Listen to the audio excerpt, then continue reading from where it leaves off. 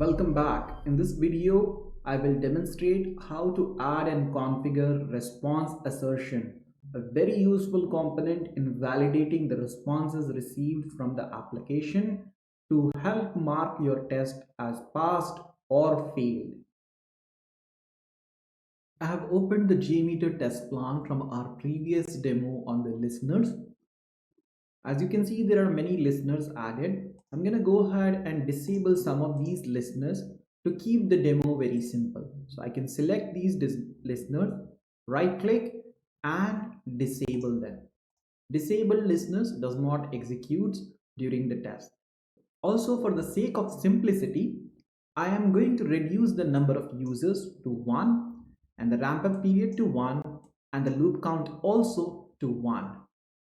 Now let's go ahead and run this test with just one user and see what is the result that we are getting. So let's clear the previous results. Let's save and run the test. We'll overwrite the existing file. Now if I go to my view result tree, there were just 2 results from the 2 samplers that we got. Now, by default, these tests were considered as passed because they fall within the HTTP response codes of success. Here in my case, I'm getting 200, so it is being considered as passed.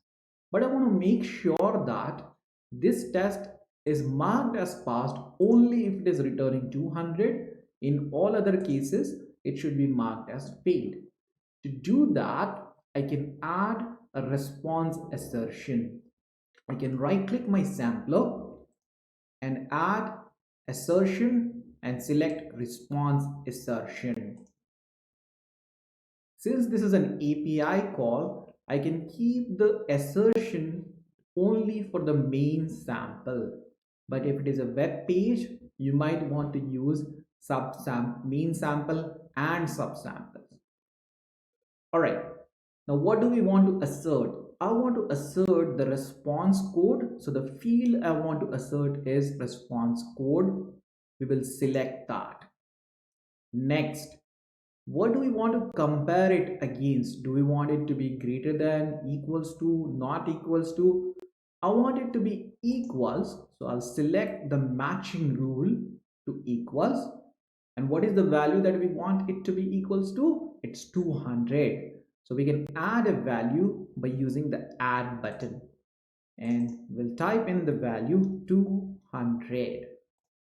Okay, so now this response assertion, since it is added to the fetch all pets, it's applicable only to that sampler. We can add a separate one for this sampler as well. We can also do a copy and paste like this. So now both of them has their own response assertions. Let's go ahead and run this and see the results. I'm going to clear the previous results and rerun it. Now if I go back to my view result tree, I still have the same results, right? Let's go ahead and make a small change and see what happens. So the fetch all pets, I'm changing it from 200 to say 204. For the sake of demo, I'm expecting this to return, let's say 204 instead of 200. Now if we run this test, you will see the test is going to fail. See, for fetch all pets, the test is failed, which was indicated using this red color. And if you expand it, you can also see which assertion resulted in the failure. And we also have the message. So the received status code was 200 and we were trying to compare it with 204, which resulted in the test failure. So this way you can mark your test as passed or failed using the response code. Now for the sake of this demo, I've used 204 just to demonstrate that if the status code does not matches, your test is considered as failed. One important thing to note over here, if you go to summary report, your error percentage is 50% now.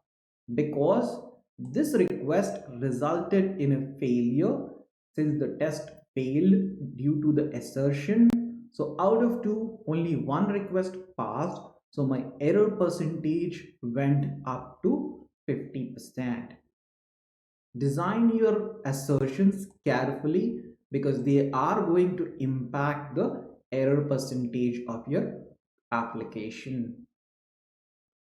In the next video, we will discuss another assertion.